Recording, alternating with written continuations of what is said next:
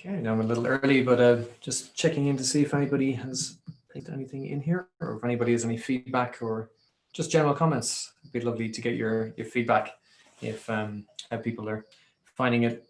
Do they do the tutorials? Well, not the tutorials, sorry, the templates that are there make sense? You think it's useful? Can you see any matching template that might be similar to some of the clauses either that are pasted here, or are potentially something that you're working on? So definitely that enumerated example that we looked at for the states of initial drafting, drafting complete, discipline check, final draft, completion with holds. I just need to have a proper look at this. This is an interesting one because this is now completion with holding back. So the drawing has not been reviewed, may not be 100% complete. So, do you want to talk about that clause? I'm not sure if you're, if this one is specifically known to you, or anybody want to just talk a little bit about that particular clause, withholding the money and when is it released, etc. Feel free to put your hand up and maybe Abel can unmute you. Yeah, retentions. Yeah, that can be quite useful. So which one is this? The one you referring to? It's 57236, that beautiful one that rolls off the tongue. But yeah, just wondering what the workflow is specifically on that. So as I said, is it a staged thing? Are these 1 to 6 the stages that are involved? And then is it a linear flow? And then how do you define how much is to be held back? It depends a lot on the contract, and it depends what is agreed with the client. I think a standard is like a retention standard, something like anything between 5% and 10%. Mm-hmm. But there are stories of people holding back up to 50%, paying just half of a contract that should be paid, and that's why things go wrong. So a very simple mechanism could be certification. So the contractor requesting a payment and notifying that that's the work has been completed, mm-hmm. And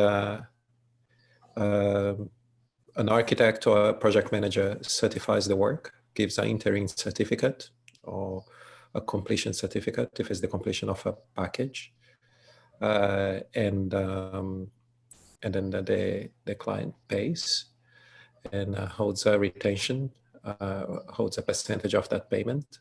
Yeah. That percentage should be something that should be set on the outset of the contract, and then it is what it is. People shouldn't be able to change it. Mm-hmm.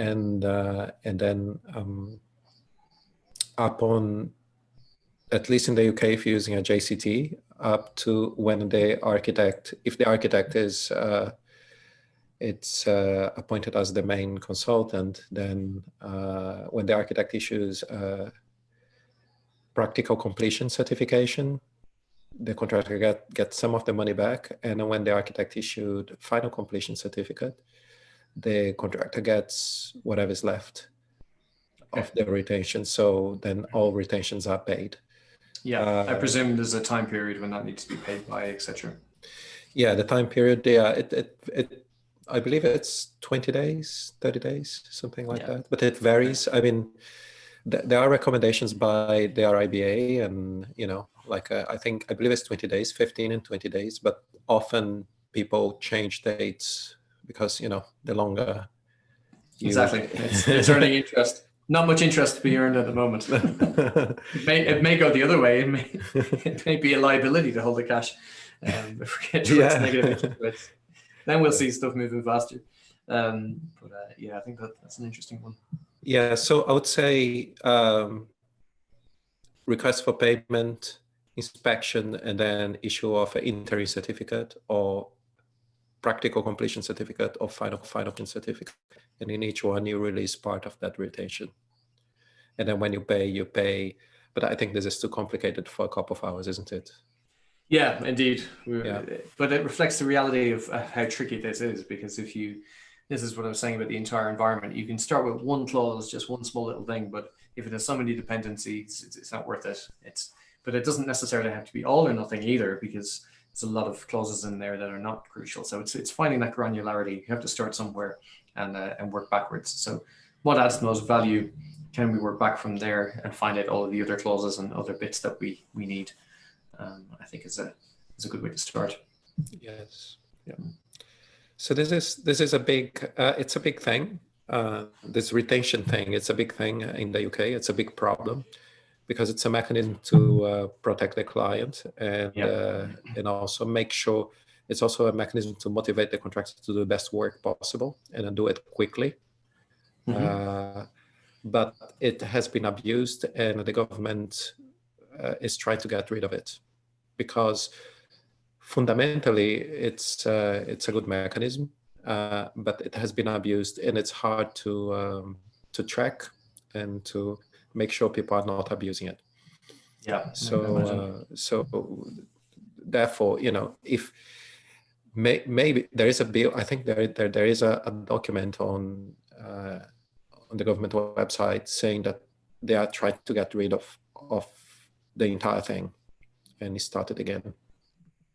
But if you can implement this in a smart contract, and a smart contract works towards helping the industry to track and to account for retentions, maybe retentions will stay.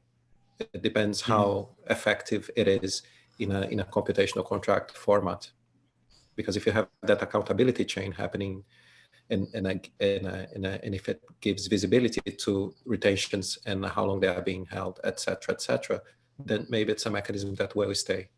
Otherwise, the government will get rid of it because it's causing tremendous trouble. Yeah, I can imagine. So we don't know, but with these smart contracts, maybe there will be like retentions 2.0. Okay, so I don't think there's a particular clause that matches that directly in the existing suite of Accord templates, which is why, again, it would be useful for people to start to contribute back in. We have kind of late payment type stuff, but it's a slightly different use case. It's a simpler, far more simplistic aspect of this. So maybe that's something that we can work towards over the next few days if those are people are willing to kind of come along with us, and we can crowdsource this and collaborate and try and get something that would approximate not all of that, but maybe some of the key aspects for it. So I'm happy to help along the way in doing something like that. Just need to find a base set of wording. I mean, these are good examples that are here. This one from Cigar. Okay, has anybody got anything to show? Anybody had a go at this, and even if it's from a canvas level or just another contract that they found or something that they've tried to mark up into a template at this point? Does anybody? There's no wrong answers. It'd be great just to get anybody to contribute in here if anybody wants to have a go at what they've been playing with. Still, I know it's only a few minutes in, but some of you may have been working at this since we started. So if anybody's happy to kind of pop something in there, then feel free to. Even if it's just kind of trying to look at. Okay, Walter's getting in there. He's to run the late delivery and penalty clause. So for running these, one thing I didn't show you actually. So I showed you Rend, what it looked like from a text perspective. So this is again the perishable goods example. So this is Mexican avocados of a particular grade and size. Shipment must be 3,000 and contained between 3,000 and 3,500 kilograms of this type of avocado. And temperature, it's temperature humidity controlled, and we log to every hour. So if shipments arrive after 2018, they're considered spoiled. So this is again slightly different example, but just as an example of how to actually run this, which I didn't show you. It is in the video, but not for the web-based version of it. So this is the text. This is the Cicero mark. The grammar or the template mark is you see that these variable names are obviously substituted here. You see that nice syntax highlighting on there. There's the penalty factor. Formula is indicated here. That model looks a little bit like this. So it's using some constructs that we haven't seen before. So it has a time library, a postal address, an organization, a monetary amount. So some of these things are actually built in. You don't necessarily have to build your own. Then the contract itself, we've got the grower, the importer, and shipment. So shipment again is a particular class. You see it's slightly different with the structure that's here. If anybody's familiar with Hyperledger, this syntax is taken from the Hyperledger project, from Hyperledger Fabric in particular, but it is no dependency on Hyperledger. It's just a common format that's used, and it's language independent. So there's nothing Hyperledger specific about it. There are other similar constructs in other languages. We have a construct for unit of mass, which again could be quite useful in a construction environment. Temporal unit for duration, and then even since then we got minimum temperature, max temperature. This is quite an old example, as you can guess by the date on it. But since then we have support for temperature as a built-in type. From memory, I think looking at the weather example from EHAB, can't remember if they were using some of those inside here. Let me have a quick check. They were storing the raw amount, but I'm pretty sure I thought there was a Celsius and Fahrenheit construct in there somewhere, but maybe I'm wrong on that one. The shipment status created in transit arrived, as I mentioned. The shipment transaction has a sensor reading, and then the price calculation is here. So yeah, as I mentioned, here's our custom type shipment, and it can be identified by shipment ID. Again, a bit like an object ID or a primary key, for example, in a database. So there's a way of tracking it. So that shipping ID might come from a barcode, for example. And the logic for that would look like this. Get those temperature readings. Was it outside of the range? If so, then calculate the penalty and release an obligation, I would guess, in this particular case. Figure out how much the shipper should pay in compensation and return that. Now, that is what I was kind of showing you before, but what I didn't show you was the request piece, which is how you can trigger a request at this point. So a request to a transaction can look a little bit like this. So we've got the sensor readings, here we got centigrade, humidity. This is the shipment ID, and we can trigger that and we would get a response back. I guess running this now, it's definitely after 2018, but I can't remember if this one had a penalty for being late, or was it just the temperature range? So we can start playing around with the humidity and the temperature ratings here, and we can see if that affects the logic of what comes back. So in this case, there's zero penalty. Penalty is $0 US. It is late because it's definitely after 2018. But maybe I think there were some other provisions in here. Look in the logic for being outside of an agreed temperature range, which won't be in here actually, will be in the text, in the sample that we're looking at. So if it's between 70 and 90, so if we try and put in a higher temperature or lower temperature range, maybe we might start to see. Hey, Niall, are you sharing the screen? Oh, apologies. But I guess if you look at, yeah, let me do that. Sorry. Thought I was still on screen sharing mode. It's the same as what you would see if you looked at the perishable goods example. So can everybody see it now? Apologies for that. But yep. Okay. Yes. So we can start to play around with the request parameters. So the logic was here. This is just as a recap of what I was showing. This is the request. We can start to play around with those temperature ranges. So what if we make it 200 degrees? Might be a bit extreme, but let's say it's, I can't remember what the range was, but if we trigger that,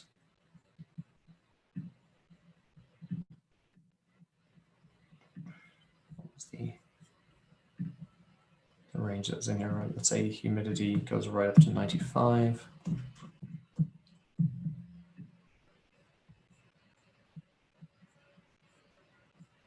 Something else must be triggering it. It's a bunch of different sensor readings, that's why.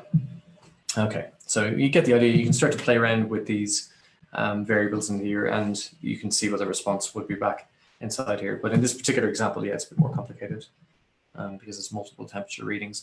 Very similar to EHAB's example, I'm guessing, because it's a more of a real world use case where you can start to see that it's not just one reading. Okay, apparently we have a volunteer, somebody who's willing to kind of show us a little bit of what they've done. If you want to, I'll stop sharing. And is anybody else? I know we have one volunteer, but before we do that, is anybody else anything that they wanted to show or thought was interesting from one of the existing templates that they might have had a look at? Just before we have our volunteer going. But is anybody playing around with the template, seeing anything that might be similar to some of the examples pasted in the chat window, or might be of interest?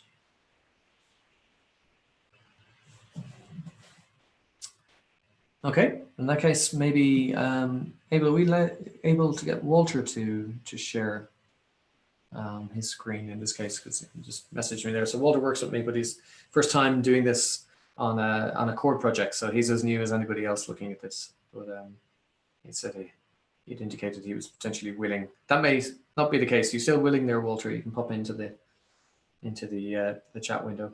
Yeah, I can try. All right, show us what you got. Okay, just basically using one of the templates that they have.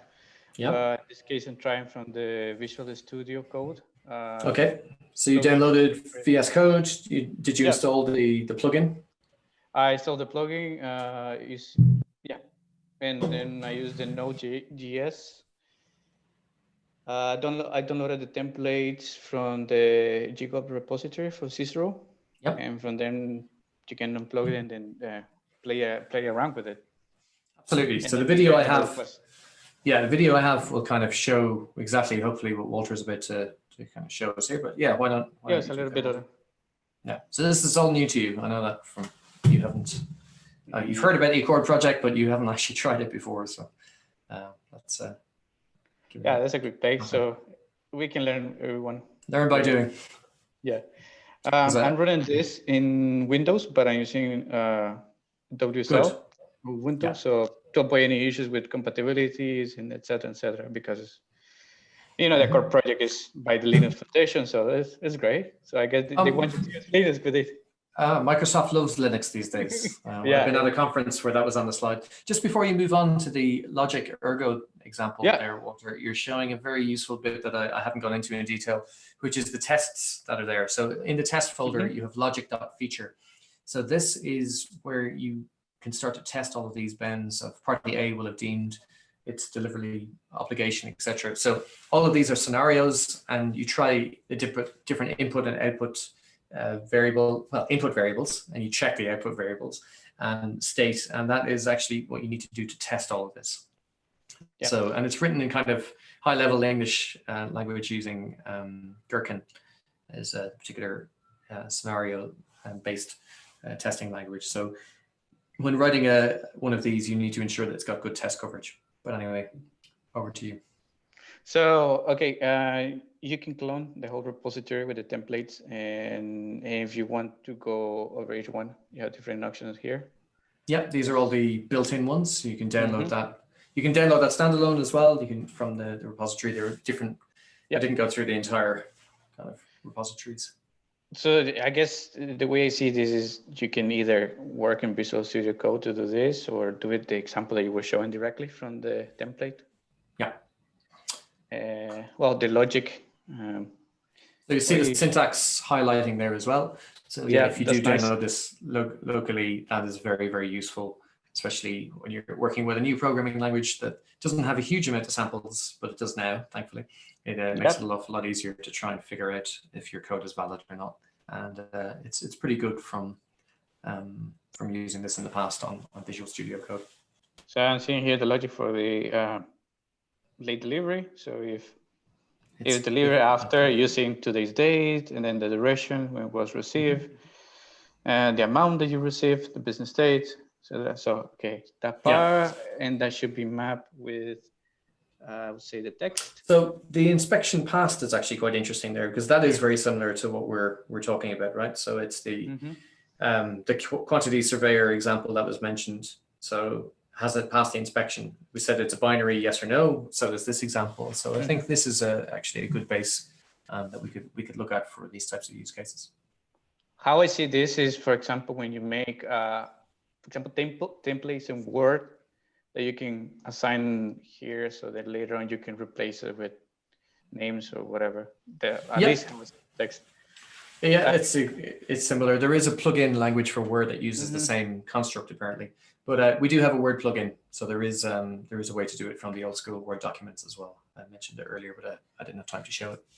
So I guess shipper should be. Let me see. Yeah, it's there.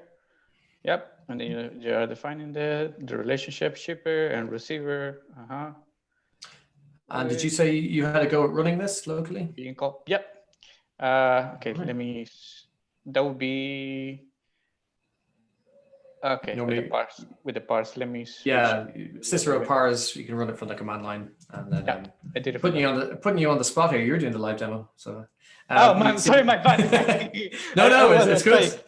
It's good. It's proving it works. And mine are all recorded. So mine are all recorded up there, so you can. That's my terminal. Cool. Just the number of widgets, which whatever it would be, and business days then. What was it? Avocados. Yeah. Maybe it should be Honduran coffee in your case. Oh, that'd be great. Yeah. Well, I guess I don't know if you tell everyone, but the coffee is actually one of the businesses that has been used a lot of the tracking. Yeah, for supply chain and that. Cool, but I guess we're kind of keen on construction focused examples and trying to see where this maps into a construction domain. But a lot of the constructs from this do overlap from what we can see. So you've run Cicero parse here. You've pointed to the acceptance of delivery template, and then you've passed in a sample.md file, which you've created, and then you can go and tweak that instead of avocados. You can put in coffee or whatever, and then put in your. Dave, you follow the structure of how it is there, the contract. The sample D is within text, and that's one. Let me see what it does. No, that's just the main text. Then grammar term, that's the one that defines in that text. Yeah, grammar is the template itself. Yeah. Yep. Cool. And then those variables are then fed into logic, and that is a circle. So we can round trip that. Yeah, that's those are turned from the contract text into data types inside Cicero, and then those are fed back into the Ergo, which will then export those in a response back into Cicero constructs as well. So thanks very much for that, Walter. Yeah, so this is the one we call, and this is defined, I guess, here, and then from there it fits into here. Exactly, and that's generated from your command line activities in there. Cool. So it is possible to do. It's again, you can do a lot of this from the web-based tool that I've been showing you as well in Template Studio. But if you want to take the plunge and download this stuff offline, it does work. It can improve productivity from the web-based one, from what I found with the syntax checking, and just a bit faster as well. So thanks, Walter. Thanks for being brave enough to show that. Has anybody else? That's the bits that I could. Somebody has to be first. Yeah. Anybody else? You don't have to go that far, but has anybody had a crack at one of these contract clauses to try and see if you can even extract the various different elements from a clause and pop it in there? You can share your screen or maybe pop it in the chat. If anybody is looking for feedback on that. Anyone at all? So we're waiting for that. The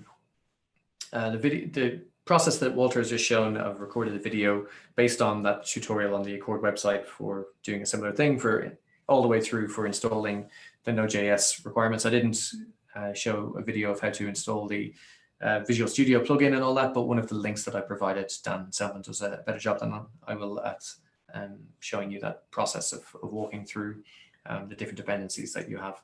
But as you can see, once it's up and running, it looks like a familiar programming environment, and you get that support of the IDE guiding you through via the syntax checking, etc. Okay, Okay, so nobody on that one. So we've only a few minutes left, unfortunately. So I'm kind of wondering, Abel, if I can go into some of there was some questions about oracles. Maybe we can discuss particular clauses a little bit more. I can go into some of the Corda stuff and how that works with a chord, but then which does get confusing with the words Corda and accord together. But I have actually recorded videos of that people can look back at afterwards if that's helpful. So I would suggest, so a few minutes left before we conclude, right? yes, I believe so. It is due to finish at 6, I think, yeah. Yes. I'm happy to go a little bit longer, but I don't want to hold everybody up. We don't want to wear them out on day 1. We got 3 days. Okay. I would suggest just to maybe run a simple example, or do you want to share the videos? Would that be more appropriate? Because Walter just did that, I think, right? Yeah, he pretty much showed what to do with a simple example. Download it from that Template Studio website. So once you're inside here, you can export at any point. Let me just start sharing again here. So this time you see what I'm seeing. Cool. Can everybody see that? Yeah. So this is the perishable goods example again. You can export at any point. So you can make your changes inside here. You can test. Let me see. Go back into the text file itself. You can start changing Mexican avocados to Honduran coffee, etc. You can make those changes and then export, and it will download what's known as a CTA file, which again is that zip file construct. The tutorials show you that you can open that up. You can see all of these different files inside it. You can then zip it back up, package it, and upload it back up here into Template Studio, or share it with somebody else, or import it into Visual Studio, or any of the other ways that are on there. Could go through some of the constructs of a chord, more examples of some of the logic that you can do in Ergo, some of the other data types that are there, if that's helpful. But maybe might be worthwhile looking at the template library. So this is just on one page. This is the list of all of the ones that are public at the moment. There are a few more in development. So for example, payment upon IoT. Payment, every time somebody pushes a button, payout happens. If only that was real in real life. But I guess that could be tracking something where people arriving in a building or something like that. It doesn't have to be payment for every building, but yeah, you get the idea. It's a yes. example. What I would suggest that I think it could be quite cool is if everyone tried to come up with a script with a little contract. Yeah. And then if you like, we can present this in the Peshakusha session. Yeah. I believe it's going to be, let me just check if it's tomorrow, or if it is the day after. No, it is tomorrow at 4:45 p.m. Cool. Well, I'll be on hand if anybody needs a little bit of help getting started. I'll be, if anybody wants to kind of run some ideas past me. We have a record meeting tonight, actually, so there'll be more people involved who would be keen to help out newbies and get this developed. So that would be really great if because we have 22 people attending this meeting. So if you all have like one clause you want to fix or code it up and then share in 2 slides, or maybe even 1 slide, and then you have the text and the code side by side, that would be very interesting. And you can just present your idea. We can make it very short presentations, like 2 minutes presentations. You just talk about the problem, talk about what you encoding in a code, and talk about how the code works. I think that could work quite well. If you have any, so if you want to try this now, any of you, you can share your screen and we can maybe run one example. What do you think? Oh, some people are asking, Puva is asking, can we discuss oracles? We can do. It's a question of if we want to use the 10 minutes for that. So I have a whole bunch of slides around oracles. It's not a 10-minute problem to discuss. I'm happy to share those slides. You get all the stuff that we didn't cover.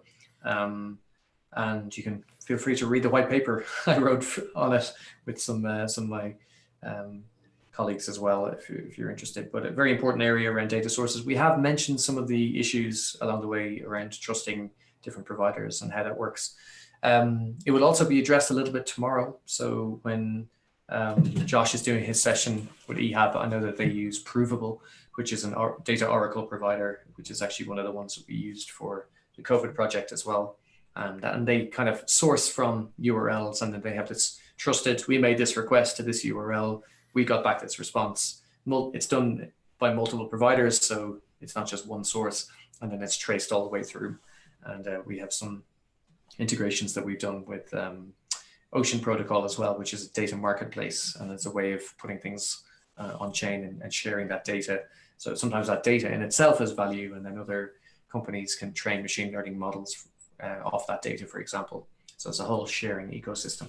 It's actually something myself and Walter had worked on in the past in a recent COVID hackathon that we ended up winning a prize for. So yeah, we're hopeful to actually push this out.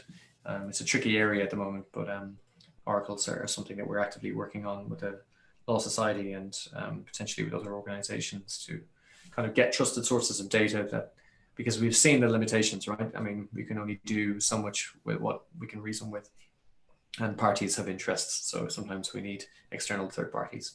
So apologies, we didn't get quite time to go into that in depth, but I'm happy to discuss it further and happy to share the slides. And now, yeah, I think it would be. So could I just ask, are you happy just to check for us to share the videos that you've sent us on our YouTube for the? Yep. Perfect. So what we'll do. Absolutely. I don't want anybody to miss out. Yeah. You can listen to me now. You can listen to more of me recorded last night. And that will go through things like the Corda setup. And I know we didn't really get into that today, but it seems like the audience was a bit more sort of non-developers who were interested in some of the legal aspects, which is completely understandable in this case. But yeah, for those who want to get their hands a little bit more dirty on the integration with Accord and Corda, and just how to run Corda in general, there's lots of resources up there. For those who are interested in Hyperledger, there's resources up there as well. So I have some slides on all of that for both Corda, Accord, and then the only other thing I did cover was the Oracle piece. But yeah, feel free to pop all those resources that I've sent you. I think you have everything. Yeah, thank you very much. And to all attendees, I mean, I think I mentioned this in the previous workshop, but we're aiming to have all the videos of all 3 days available on YouTube for attendees specifically. Hopefully by the end of Tuesday, let's see, but that should be achievable. So that means you can go back into this at your heart's content. Should be great. Cool. So feel free to ping me, as Abel said, if anybody has an idea they'd like to work on and something to showcase. I'm not going to build it in 5 minutes. There's a lot of hurdles on the way, but we're happy to help to push this forward, even if it's just looking at some existing clause and pick out a few key points from that. And let's see if we can help to push this forward. Awesome. Thanks. So thanks very much for those that did stay with us and engage with us along the way. It's a good number. Not too many. Has anybody any comments they'd like to make? I don't know if anybody wants to unmute or give their feedback on what they think of this as an approach, or do you think it would be useful? Or I'd love to hear more from people on the call. Don't know if you put a hand up, or maybe if you want to put something in the chat, and then Abel can unmute you.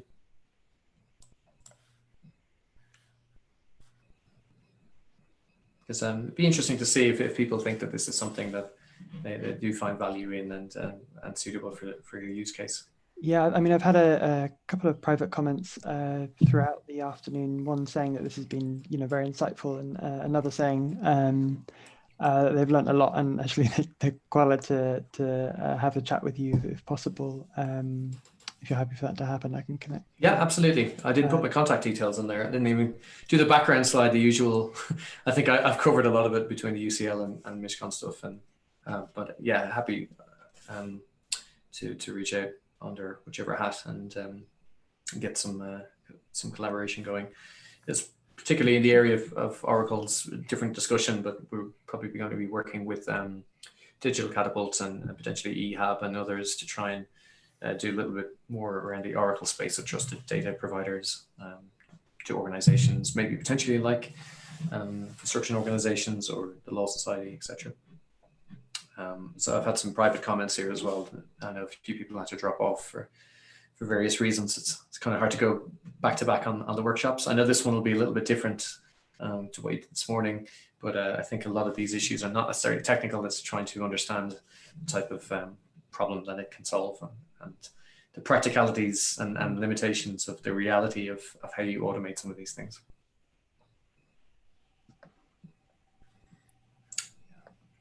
Okay, so it's yeah, it sounds good to me. You know, unless you have any final comments, I think this was pretty good. We went through quite a lot. Yeah. So we've recorded all this, and yeah, as Leo said, everything will be available shortly after the conference by mid next week. Cool. And meanwhile, yeah, if you want to present anything tomorrow, if the participants would like to present something, send this over. And there is a page on the website where you can complete a little form and say, I've done this, and I would like to present this to everyone. We're expecting to have a good number of participants tomorrow. We think we have about 60 to 75 people attending the conference, so that's a good number. Quite strategic people as well presenting, and I think you will also be presenting, right, Neil? That's news to me. I thought Alistair was, but maybe Alistair, be. Alistair, yeah. Is Alistair okay? Happy to Mishcon. present. Yeah, happy to present. Co-present with him if needed or whatever. But on standby. Okay, so it's Alistair. All right. Yeah. Okay. Yeah. Awesome. So if there are no more questions, Leo, any final remarks? No, just no final remarks. But sorry. No, just I've got a few private messages in, and if the Zoom link dies, I might not get to thank everybody here for their comments. Oh, we'll keep it. No, it's okay. But no, thank you to everybody who's contributed, and a lot of private messages here and specific questions. And again, happy to keep the conversation open. And I know it's not.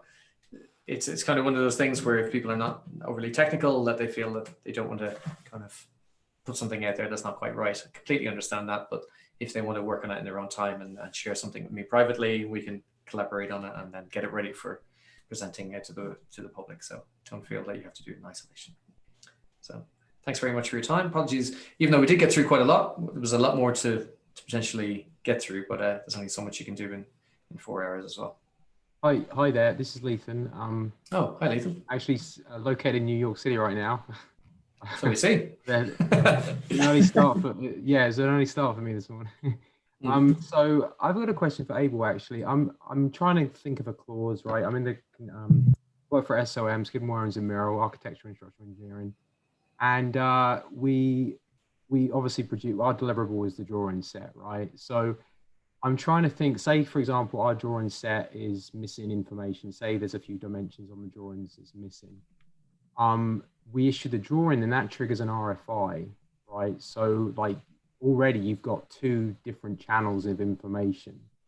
So how does that like merge together? Because you've got like a drawing set on blockchain and then someone produces an RFI, they issue it. How does that like get merged into like one data set or this trackable blockchain? Okay, so yeah, interesting, very interesting question. I think we have a few routes there to consolidate the different pathways. I think one would be to use blockchain within the BIM environment. So if you're doing BIM level 2 and above, you can. So at least I've been developing something with Autodesk that you can blockchain and track a family in Revit and in BIM 360. So in BIM 360, you can generate your plan sections, elevations from the BIM families, right? I'm sure SOM is doing that. So when you have your design representation in 2D, that 2D is either a projection of that beam object or a symbolic line embedded in the family of that object. And then you can use the symbolic line in the drawing, the 2D drawing. This is if you're operating within BIM 360, yeah? Right. And using the management, the visualization management API they have. So you can leverage that. You can leverage the symbolic lines and family object family projection, the different object types to trace what is in the drawing, etc., etc. So you can create a thread from there, yeah. But it is true that once that becomes a PDF, then everything changes, right? So if you have all your DWGs, so you have your DWGs or DGNs if you're using MicroStation, and maybe there's a way of scanning it, right? Because like we're looking at PDF navigation and trying to improve our like if we issue a contract or a PDF, we're trying to embed like hyperlinks so we can say, for example, you're looking at a section of it, yes, detail. You want to go back to where it's located, so we got like a hyperlink to say go back to the plan, for example. It's yeah. So sorry, carry on. Yeah, no. That was pretty much it. That's like really, so yeah, if you step into the world of PDFs or images or any other file that comes out of the BIM, then you have to work with the PDF. Maybe Bluebeam is an option. Some up to Bluebeam. I know that the new skyscraper in Sydney, since the lockdown, it has been coordinated through Bluebeam with people at home in their laptops. Right. So they generated a final set. That's Wilkinson Air, right? It's like the tallest skyscraper in Australia, I believe, like with the 6-star hotel, etc. They said, okay, the beam is too heavy to run on the average laptop people have at home. So let's create a good set, and let's manage this through Bluebeam. And they add comments. So that is a mechanism as well. So overlaying hyperlinks or using hyperlinks and blockchain on the top of the PDF set. Right. That's one way to do it. And the other thing would be machine learning, trying to see, treating it, getting an image from the PDF, seeing what is there, what is not there, see what the changes are, and try to understand if use some linear regression mechanism or machine learning mechanism to see if what should be there is not from previous sets. Yeah. And then I use this as a way to understand if there is anything missing. Normally, so yeah, if there is a little something missing in the PDF, it's very tricky, isn't it, to to tell, oh, everything is right except for the doors. Set out this particular element, for example. Yes, so I think machine learning can be quite useful for that. I think, well, like running comparisons. Because when you have situations where people upload a set of drawings and they are just the title blocks and there are no drawings there, and then it's easy to spot. And then people do that just to meet the deadline, so they upload empty drawings. But they uploaded the drawings, technically speaking. So that's one thing. The other thing is finding that one thing missing, or finding out if things are a small thing that should be there, it's not. I don't think there is an easy answer yet. I think from my experience,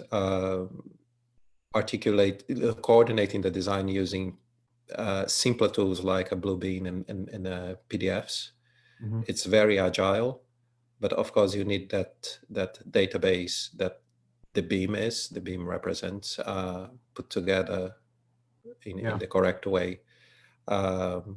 It seems like a BIM 360 is becoming quite powerful to search and fix problems in the build information model, but so is iModel from Bentley Systems. But what I'm doing at the moment is seeing how we can blockchain processes when we are dealing with the beam geometry in 3D, in the 3D space, and then you can fix your RFIs, etc. Because then you can link the blockchain RFI back to the beam object family, the family type, and all the metadata that comes with it, the symbolic lines that you have within the family, and everything else. So it's all kind of live. But I know that in the real world, this is not what happens. The process is far more messy. Didn't realize my camera wasn't on. Hi. That's very interesting. I just noted at the very start of the day that you worked on a vessel in New York City. Yes. You said you did it in Revit. I'm just interested, did you use advanced steel for the steel connections, or did you not? Were you not involved in the? No. It seems that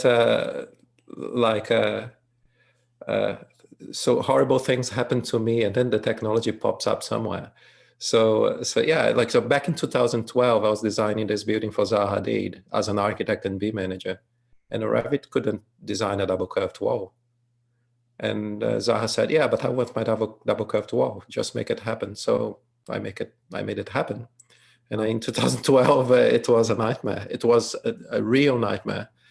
Nowadays, it's much easier. So for the vessel, no, that plugin was not there yet. When we are doing, so we had to have this live link. So we had the grasshopper model, and then we leveraged that grasshopper model to generate these shapes that were then imported in Revit 2014, I believe. Yep. 2013, 14. And then that D shape could host other families, could host, for example, a wall system family, or the beams. So we had the entire structure is breakdown in bones, what we call bones, which was like two Y shapes connected. They were manufactured in Milan. And then shipped it over and assembled on site. Was a little bit, so the maximum size of the bones were defined based on how much load a particular street in New York could take before that steel bone arrives on site, and because some were very heavy, and then we took it. Well, then it was reassembled on site. So it was first assembled and tested in Milan, then subdivided in smaller pieces, send it over, assemble on site, and the copper cladding system was done in New Jersey. It was done locally. Wow. Yeah. Impressive project. Yeah, it's a beautiful project. I love it. Yeah. The developer apparently loves it. He said, we have, I don't know how many skyscrapers they have around there, but he said his favorite piece is the sculpture. Although the sculpture is not making any money for him, just the other buildings are making a lot of money for him. But you have to take a ticket and wait your turn because they have crowd control. Wow. Which is a great thing. It's free, and it's like anyone can go on it, but they just need to plan their day and just make sure that they go on to it all at once. So with that particular project was mainly a combination of grasshopper, dynamo, and D shapes, and also kind of interpolating the NURBS as much as we had to make sure that any shape was precisely what they had to be. So what lots of people don't realize is a lot of the geometry in the vessel in New York is twisted so things fit. So when you go upstairs, the rises of the steps of the stairs, they're all compliant. They all have to be a maximum height. So they are like a very incremental manipulation of the geometry. So everything is seamless and fits everything fit nicely together, etc. But there is a lot of twisting and minor stretching. For instance, one of the most difficult things on that project was the handrail. Wow. Yeah, and the people don't even realize. Yeah, so it's a true nightmare to model that thing. But yeah, it seemed to work. We had to massage the geometry until it worked. So that's another very interesting point, because Grasshopper can do so much with geometry, and now we're trying to bring blockchain things like Ethereum and Solidity smart contracts into Grasshopper. Yeah. So this is something that we explored a little bit, I believe, this morning with Theo, but there are also the videos that will be online. Yeah. Yeah. So, Excellent. but but let me know if you want to carry on discussing this. Yeah, sure. And very happy to talk about the details. Yeah, that was very interesting. Yeah, I probably will have some more going forward. Great, thank you. Sure. Yeah. I just popped my contact details in there into the chat. Should probably have it on the slide, but if anybody can't find me online, I'm sure if you just contact Lee or Abel, they'll pass on my details, either UCL or Mishcon, whichever way you want to find me. Cool. Yeah. Niall, again, thank you so much for your time. Yeah. When you're back in the UK, and I'm curious about Zambia now. Like you should send us pictures. Yeah, I can send you some crazy safari pictures from the weekend of how close we got to the lions and elephants and the hippo outside our place at half 4 in the morning. I've just extended actually by a few weeks, given everything happening in the UK. Yeah. So I won't be back until mid-November. Cool. But it's beautiful here. Yeah. Just in Lusaka. Awesome. Okay, everyone. I'm aware of the time. It's already 6:10. I'm sure it's a little bit later in Zambia. Again, thank you very much. Amazing. And we'll put this stuff on YouTube, but we'll pass it through you before, right? So you have a look. But I think everything's okay. Yeah. But sure. Yeah, the guides on Corda, Hyperledger, so Corda in general, and then setting up the Cord project inside that.